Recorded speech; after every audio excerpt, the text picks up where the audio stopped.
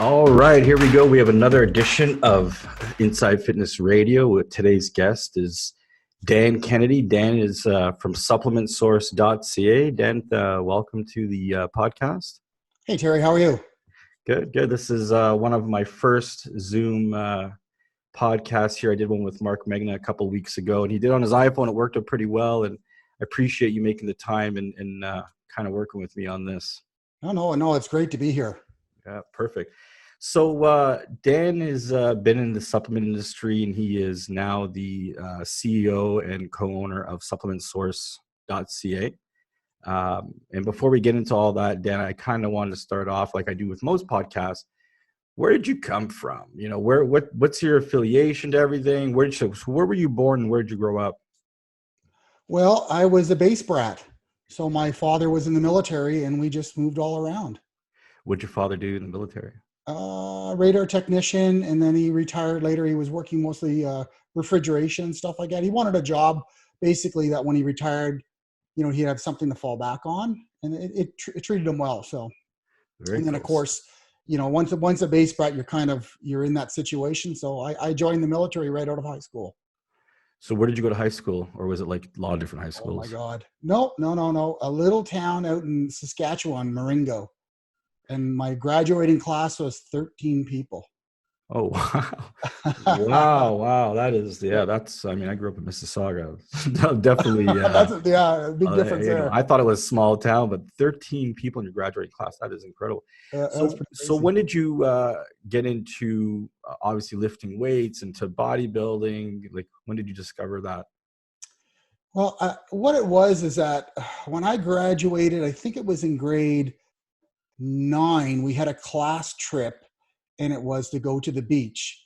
So, you know, you're going to be there with your shirt off. So of course I had to try to look good. So it was just one of those things where you'd go home and you bench press the bed, you do chin-ups in the closet, you know, all that kind of stuff. And then it was just kind of grew from there. It was pretty basic at that point, but we were living in Saskatchewan at the time. Mm-hmm. And I came down for a summer to live with my cousin and get a job. And basically, he had his own little weight room, and I just worked out like crazy. I loved it. The minute I grabbed the weight, I just loved it. Really, it's just one of those things. As soon as you grab the iron, it sucks you right in, right? I was addicted, definitely. Yeah, no, that's cool. That's cool. So, what was the first supplements that you took? Do you remember what you bought and what? The first stuff I took, my brother went away on a trip when I was in grade 12. And he grabbed me some, I think it was Inosine. It was this Russian supplement that he grabbed. It was a Joe Weider supplement, and he got it for me. And of course, my mom's like, oh my God, that's steroids. And like, steroids weren't even around back then. Like you could never get them. And especially for a grade 12 guy, forget it. So I had that. And I had tried a lot of the Weider stuff when I first started. It never really got me anywhere. I wonder how much of the market they had back then. They probably had it was just crazy. Like they dominated the market. And I think the problem that I had at the time was the problem with a lot of guys. You just can't seem to get enough calories in to put the weight on because you're so active. Your metabolism is crazy. You're young, you know, So you started to work out when, like you said, around high school and then all that. And then you joined the military. I did. And how long? I served for 10 years in the Air Force. Believe it or not, I actually used to fix electronics on airplanes. Hercules and Boeings.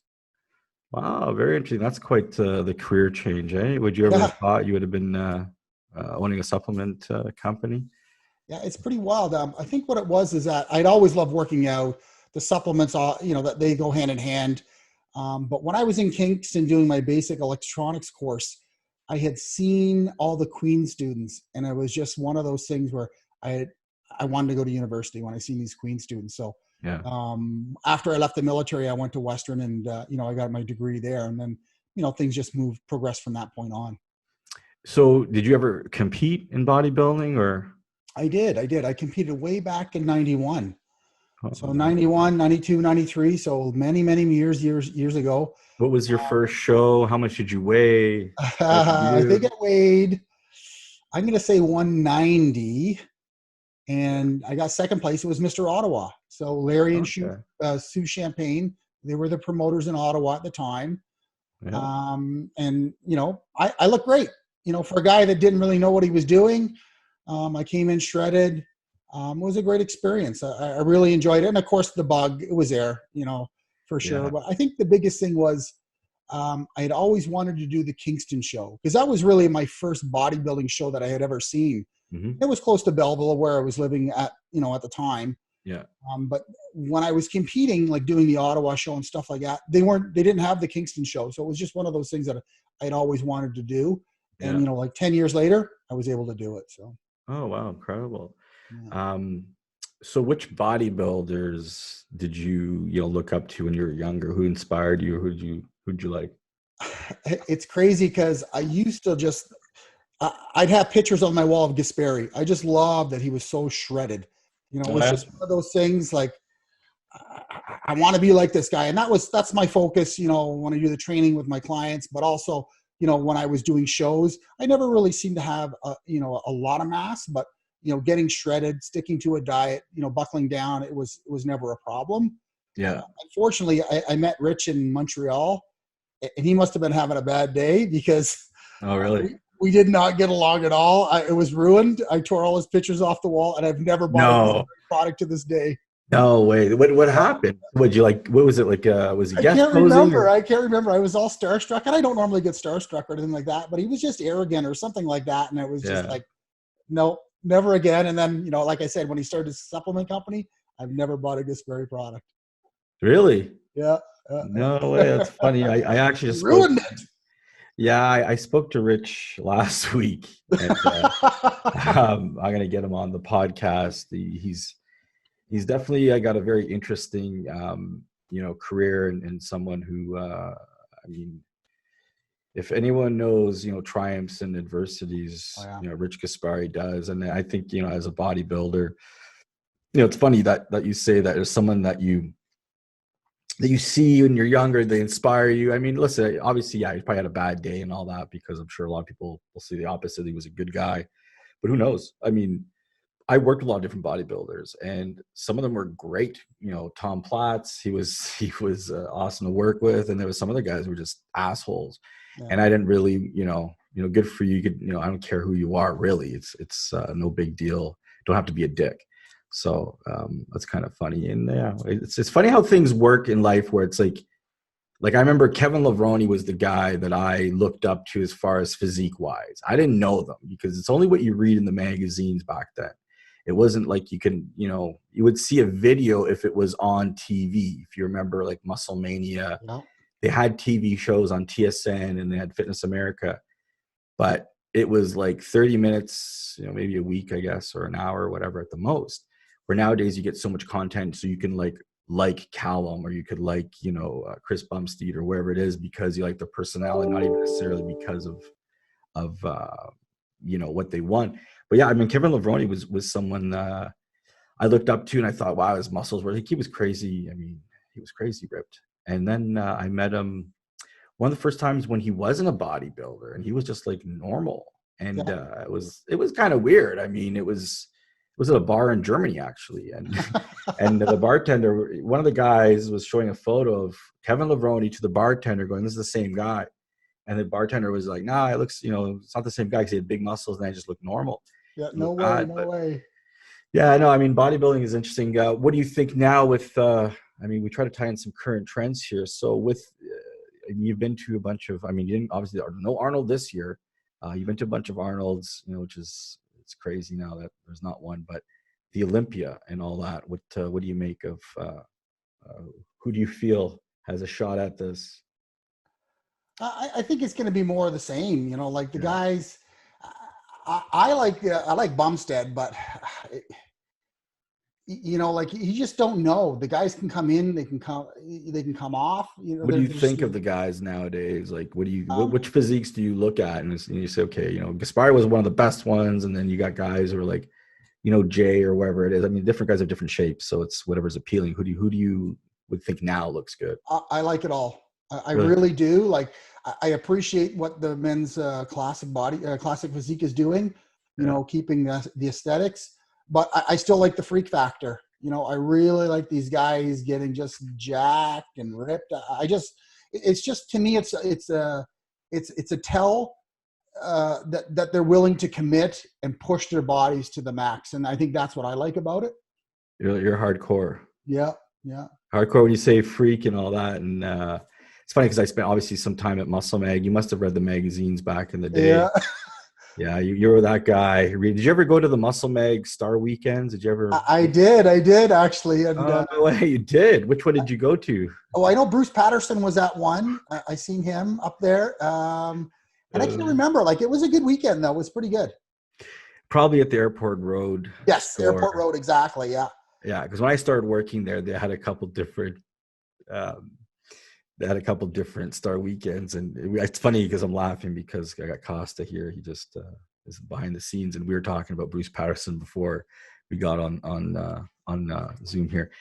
And we were talking about bodybuilding, and I think that's probably why I like to talk about bodybuilding, but not really. I with the time that we have, I certainly want to talk about the business side of it, but it is fun to talk to someone who's into it and who gets it, because I mean, at your age and at my age I would not have been into hardcore bodybuilding. I certainly can appreciate the aesthetics.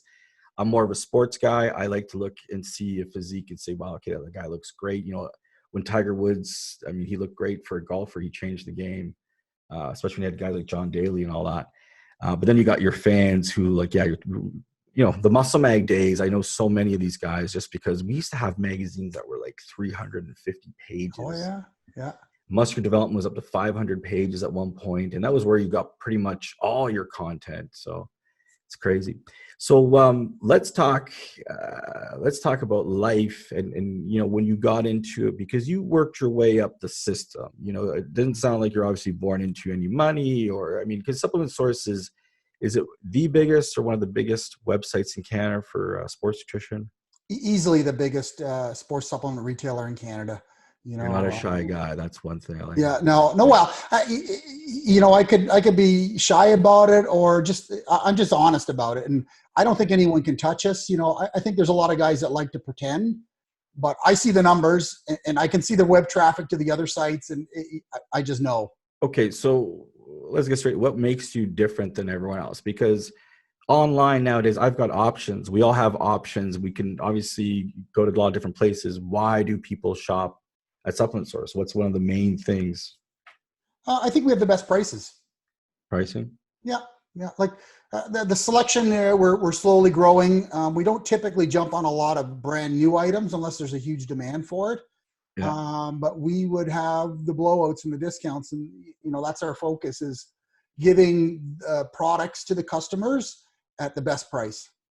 Yeah, I mean, obviously, when people are familiar with certain brands and they know, and then obviously you built up your following.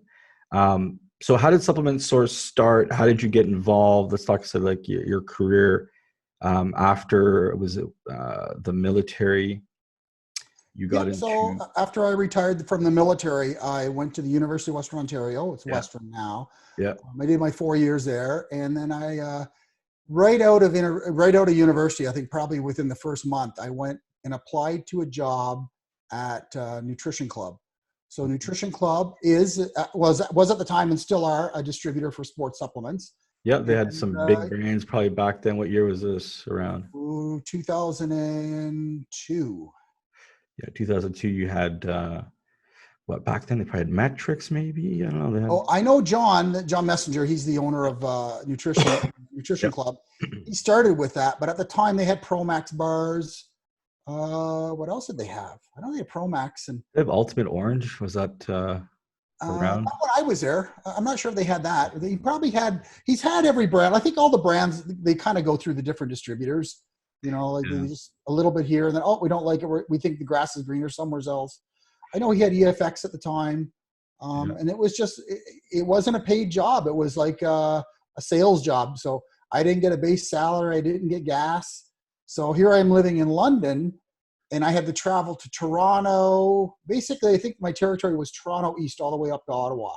So I did that 2-hour commute every day, slugged away, and I was a 10% commission guy. So whatever I sold. You only made 10% at that time. There was no base. Like that's pretty, that's ballsy. I mean, yeah. Well, like I don't want to say it was really established, but at that time you could sell to GNCs. Like a lot of reps don't go, like reps don't really go into GNCs now that I Yeah. understand the way it's changed. But you had your GNC core accounts, but I had to do a lot of just my feet on the ground. Like I remember, this is before like really people had cell phones that they could Google on. Like I remember going into phone booths, grabbing the yellow pages and tearing out the health food section, taking that home at night, and then just, oh, this is going to be my trip next week, and planning it Yeah. out because You I had to didn't have any spend leads. That's this. how I got my leads. That's crazy. It's funny. That's how you had to spend your time when you're off the phone, was researching all the people you're going to call. I mean, I did some sales calls and they're all like inside. And it was literally like 2 hours after, like at 5 o'clock, okay, pull up your phone book or wherever it was. They used to have databases and stuff, but at least Yeah. print it out and you'd circle it and then you had to make sure you made your calls. So, it's totally different nowadays. We could talk to customers on Instagram, Facebook Messenger, WhatsApp, every digital thing possible, email. Now look at us, we're able to do, I do love it. The technology is great. It's certainly helping propel the message.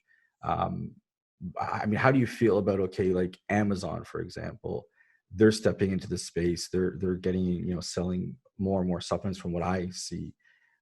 How does that work out for you? What do you think? Um, I think it's for consumers to have a choice. I think it's a good thing.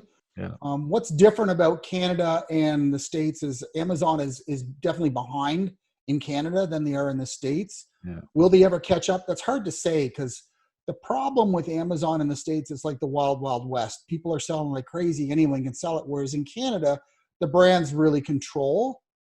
mhm, So they don't, it's not a wild west, so they can kind of control their pricing so things don't get too crazy. yeah. So, like the brands basically have their own Amazon page or they all sell directly to Amazon and Amazon takes care of it. But the brands take care of all their stuff. So how did you transition? So then you worked at Nutrition Club, Yeah. then you went on to where after that? So I did 10 years with Nutrition Club, got Mhm. a little antsy, and I thought, oh, maybe the grass is greener somewhere else. So Yeah, I actually got out of the industry completely and I went and I was an orthopedic sales rep. So I was in the OR every day with the doctors doing rotator cuff surgeries, ACLs, oh, yeah, bicep fixes, pec tears, all that kind of stuff. I was in there supporting the cases, and it was a good gig. I did that for about 3 years, but my heart was always in supplements. yeah, I got out and I went to Karma. Karma was having some problems at the time, and luckily, this little company called SupplementSource.ca, I was yeah. their rep, and they offered me a job, and from there, it's just gangbusters. So then what happened then with Supplement Source? Obviously, Daryl and Maggie started the company, or had the company Yeah. for how many years? It's been, Well, I think it started around 95. Daryl he's an ex-military guy too, and he oh, was selling out of the back of his car to his military members, like his friends and stuff like that. And then he yeah. just grew it Yeah, from I there. remember going up to Ottawa and meeting with him many, many years ago. It was out of his garage, and then it went and grew, and obviously, and then now, obviously, you got involved at a different level. So, you've grown with the company, which is obviously very, very cool. You've seen, uh, obviously, some very substantial growth since you've been with the company. Yeah, he's done it. Both him and Maggie did an incredible job.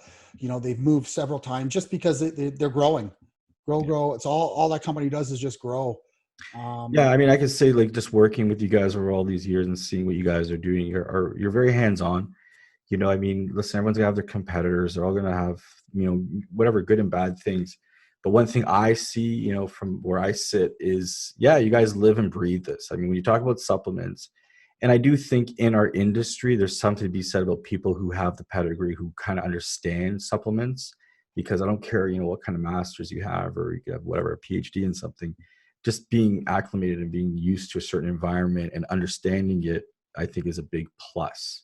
Not being, nothing to be said about people who can join the industry. I've certainly worked with some people from different, P&G and big companies, and come into supplements and do quite well. But certainly having a knack for it, and Supplement Source, I feel probably with your product listing. So obviously price is a big thing. And I think you're going to get people in there. But for people to come back, they have to have, I mean, variety, obviously, right? You guys, how many products do you guys have listed online? About 3,000.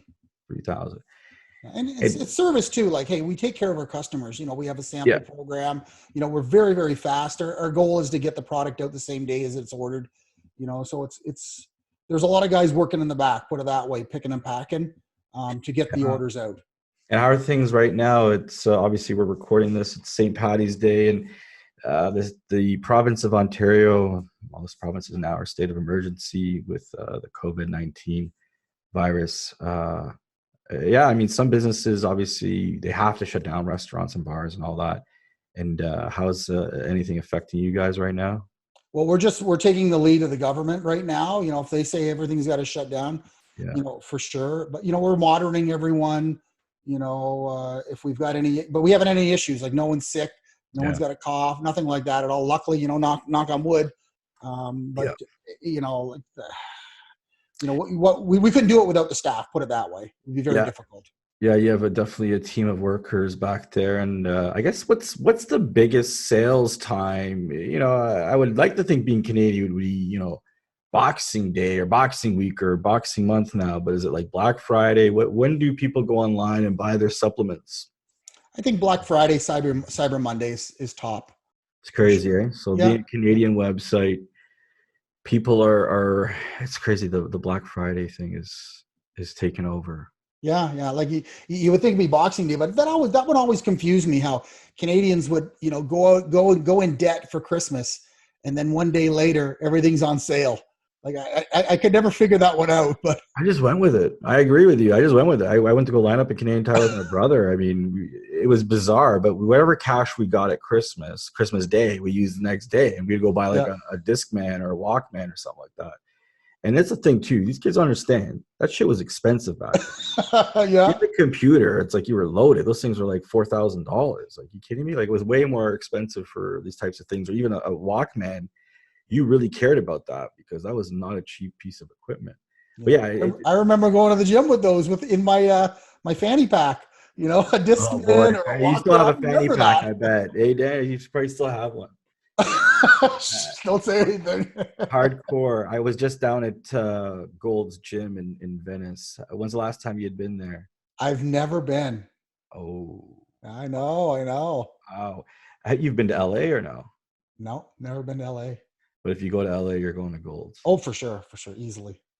Yeah, you know what? I was just there. I just walked in and all that, and I didn't do a workout this time, but it's got that energy. It certainly has that feel. I mean, you've probably seen enough videos and stuff like that, but the actual first time I went to Gold's Gym in Venice, it was probably like 2000, somewhere around there, and it was with Craig Titus.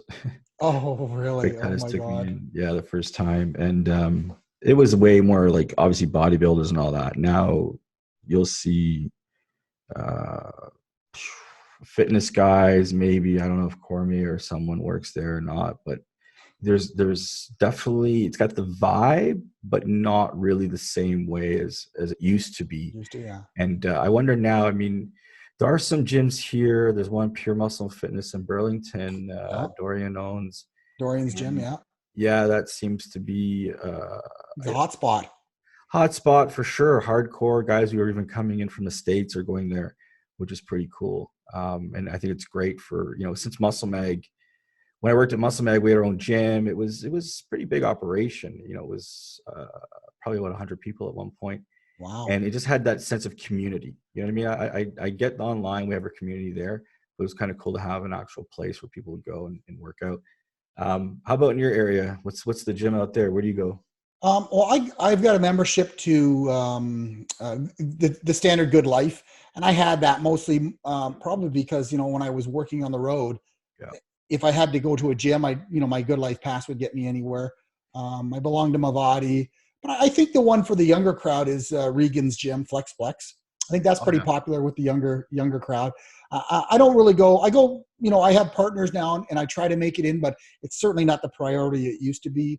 But Michelle and I have our own. We call it our Kijiji Gym. But, it's taken us 10 years, but Yeah. we have like a complete setup in our basement and our garage. So So you and the wife are able to get that workout in, especially Yeah, nowadays. I mean, you're very lucky because all the gyms are shut down. I know. Well, she's already had two of the girls that she's prepping for shows. They were over tonight training so that Uh, they wouldn't miss their workout. So yeah, yeah, it's insane. This has never ever happened I've never. before. Yeah, yeah, insane is the word for sure.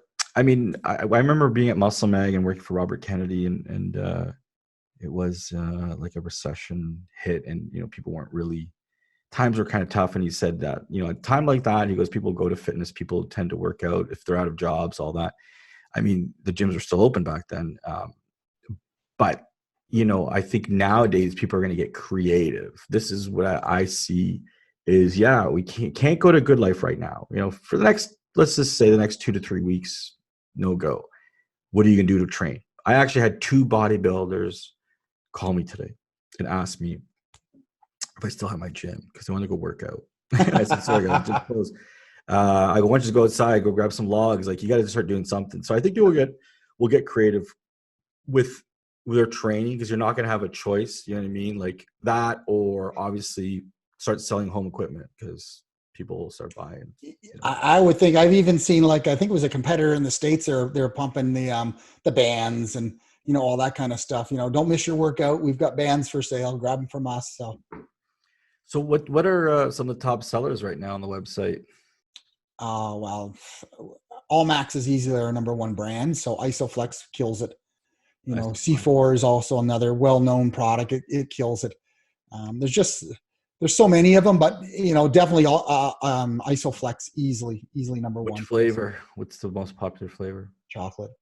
Chocolate, yeah. Yeah. Chocolate, vanilla. It's definitely. Yeah, the go-tos. You know how it is, right? Is there anything new and exciting that you guys have online? Anything currently people should check out? Maybe a product you guys are first ones to grab? There's nothing really super exciting. Like, I think there's categories. Like, we just picked up Mutant Gear. Okay. I think there's a huge potential for EAAs. Yeah. It hasn't really hit yet in Canada, and I don't really think it's hit so much in the States either. But it's certainly it makes more sense than the BCAAs. Yeah, I think it's taking over more and more. Yeah, And slowly but surely. But yeah, we just picked up the gear, and I think the sales are doing fairly well with it. yeah. But like I said, it's just not a well-known product yet in Canada. But it will, for sure. It's going to take off. So what are some of the challenges right now that you have to deal with? I just think it's keeping top of mind with the consumer, because it's always competition, Yeah. and we welcome it because we know we can win the consumer over. But it's Yeah. just being top of mind, and making sure we drive people to our site. And there's always little hiccups every day, but that's probably the big thing, is just keeping them engaged and coming to the site.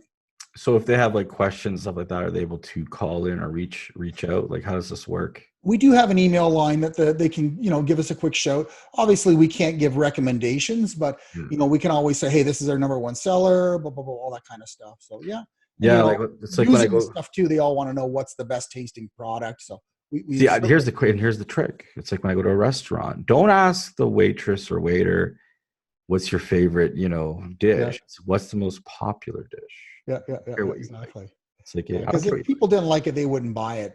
So But then I had someone recently tell me that everything is great. I'm like, come on, give me one. Pick one. Just pick one. What's the most pie? Everything sells. I'm like, everything's amazing. Sure enough, I picked, I think, I don't know, pork chops. And it wasn't that good. But yeah, no, I think obviously the experience, and once the people, make it easy. Canadian, I mean, it's obviously supporting your own. This is something that I believe in. Obviously, go out and buy Inside Fitness, right? And I see digital, obviously, like we're embracing it more and more. I love print. I still think there's room for it. Obviously, in the fitness world, we're gravitating more towards sports training. We do put transformations. We put things in there that are inspirational. And I think there will always be a place, just because of the experience. However, people are getting more comfortable with. And here's the thing. I want this because, not for nothing, as a business owner, the more digital copies that we can sell or get out there, and you're getting good value with digital, obviously the more we can do, and it'll make up, because back in the day it used to be more print. So I think, buying habits change. It's just like someone may go to a store, see something, and then actually just go buy online, right? Like I'm sure this has happened for sure. This has probably benefited you guys because All Max is sold in different places. Maybe you have a good pricing on something, you know, or you have unique things. Do you have anything that's probably unique, maybe from other competitors, probably, right? Yeah, there's always so like what a lot of guys will do. They'll give it like a bonus size. It's kind of unique to the store, Give or out maybe it's a swag little and stuff like cheaper. that, and shaker cups. Those are Yeah, all good. those little add-ons, but I don't really find they're a super seller. Like they're not something that's going to be the deciding factor. They help a little bit, but not as much as like what you would find in a brick and mortar store. I think that technique works really well when, you know, the consumers, if and they don't know whether they're going to buy it or not. So the store owner could say, hey, if you buy it, I'll give you a free shaker. Then it's like, oh, okay, I'll take it. But online, I don't really see that as a huge a motivator to Is drive it the sales. pricing is that good where someone's Yeah. like, I really don't give a shit. Like I just want this product and it's Well, I think we've seen it like with Costco and Muscle Farm. You know, they really went. They only brought one flavor in, cookies and cream, which is Mhm. probably the worst flavor out there in my opinion. Not theirs, but cookies and cream in general. Yeah. And you know, it was dirt cheap, and every brick and mortar would complain about it. Like, but I'm not. I don't want Muscle Farm because you guys are selling in Costco. But Yeah. it's only cookies and cream. Well, okay, I'll bring in maybe some chocolate or Yeah. vanilla, but when the price is half price, or you know, like people are going to suck it up and they'll drink the rotten tasting stuff, you Yeah. know, if they're getting if the price is right. Yeah, I mean, there's still to be had. I think it makes sense because it certainly is a crowded category, and everyone is. You must have competition left and right, but obviously you guys created something to be number one and to obviously dominate the market, which is fantastic. And obviously you had some changes this last little while. And what's planned for the future? What do you have in mind? What do you want to do? There's a lot that we have kind of like wish list that Daryl and Maggie, you know, they just didn't pull the pin on, or so, you know, there's a list of things like we really want to go a lot more hot and heavy with social media. So, you know, we've hired a social media manager. We're working with that, and just little things like that I think, like I said, we want to be top of mind with the consumer. And you know, like I think our reputation speaks for itself. We try to provide the best customer service as possible, and word of mouth too. Like, you know, hey, I just ordered from Supplement Source. I got these samples. I got it within a day. You know, and then they're telling their gym buddies, and it just kind of rolls. Yeah, it's great. You have to get out there a little bit more. Obviously, we all do. I mean, it's eight something at night here, and after working a long day, you know, these are things that, you know, we get a little tired, but we know we're passionate about what we do and we enjoy what we do. And obviously, I think Supplement Source, I've seen it grow, you know, and there's nothing better than seeing a business start from nothing and then obviously support, you know, people and the economy. And it's all Canadian. It's something that it's put people to work. It's put, you know, money, you know, in people's pockets, which you have to appreciate, you know, anyone who can do something and build it and to get to the size, you know, my hat's off to you guys and what you're doing. Um, Obviously, there's so much more we can get into. And I will be doing some more podcasts where I want to talk more about supplements. And I'm going to try and get Rich Gaspari on with you. I think this would be great. I think you guys need to you need to have, maybe Rich doesn't even know. I'm like, Yeah. hey, Rich, did you know, Dan from Supplement Source, really, you know, you kind of rubbed him the wrong way in 90, what was it, 95. Yeah, it was You want way to get back some whenever it was in sales. Montreal. I remember that plain as day. But you know what? That's going to be my chance for him to send me a bunch of Gasperi product. He's going Have to. you never run into Rich I anywhere just after try that? to avoid him. Oh my God. Listen, I'll tell you honestly, I don't want to defend Rich, but Rich is a great guy. Yeah. He's jokes. When I do, hopefully he'll watch this. Who knows? Maybe he'll watch this. And Hey, you never know, right?